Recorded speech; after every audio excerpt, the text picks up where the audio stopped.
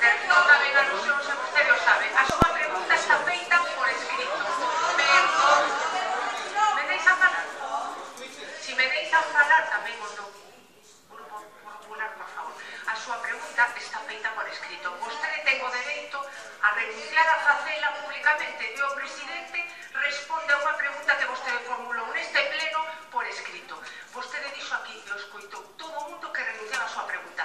E o que non caben agora son alusións. Non ten a palabra, señor Portera. Non ten a palabra.